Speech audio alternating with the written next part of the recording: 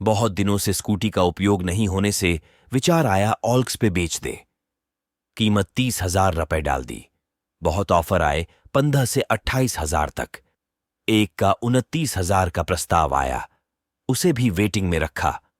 कल सुबह कॉल आया, उसने कहा, साहब नमस्कार, आपकी गाड़ी का एड देखा, पसंद भी आई है, परंतु 30 जमाने का बहुत प्रयास किया पर 24 ही इकट्ठा कर पाया हूं।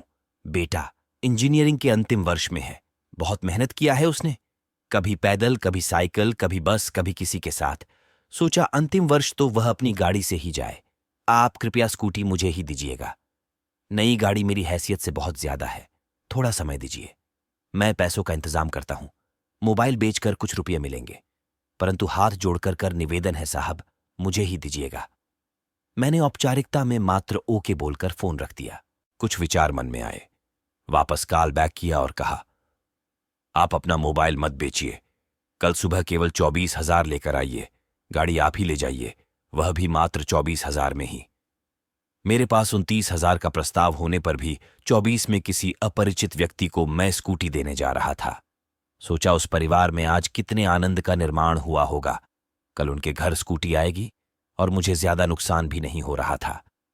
ईश्वर ने बहुत दिया है और सबसे बड़ा धन समाधान है जो कूट कूट कर दिया है। अगली सुबह उसने कम से कम 6 से 7 बार फोन किया। साहब कितने बजे आऊं? आपका समय तो नहीं खराब होगा? पक्का लेने आऊं, बेटे को लेकर या अकेले आऊं? पर साहब गाड़ी किसी को और नहीं दीजिएगा। वह 2,000, 500, 200, 100, 50 के नोटों का संग्रह लेकर आया, मगर साथ में बेटा नहीं, एक लड़की थी।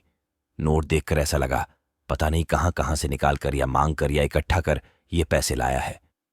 वह लड़की एकदम आतुरता और कृतज्ञता से स्कूटी को देख रही थी। मैंने उसे दोनों चाबियां दी, हेलमेट और कागज दिए। लड़की गाड़ी पर विनम्रतापूर्वक हाथ फेर रही थी, फिर स्कूटी पर बैठ गई। उसकी खुशी देखते ही बनती थी। उसने पैसे गिनने कहा। मैंने कहा, आप गिनकर ही लाए हैं, कोई दिक्कत नहीं। जब जाने लगे तो मैंने उन्हें 500 का एक नोट वापस करते हुए कहा, घर जाते मिठाई लेते जाएगा। सोच यह थी कि कहीं तेल के पैसे है या नहीं, और यदि है तो मिठाई और तेल दोनों इसमें आ जाएंगे। आंखों में कृतज्ञता के आंसू लिए उसने मुझसे अनुमति मांगी। मैंने जाते हुए उससे पूछा कि ये बिटिया कौन है, तो उसने उत्तर दिया कि यही तो मेरा बेटा है। उसने विदा ली और अपनी स्कूटी ले गया।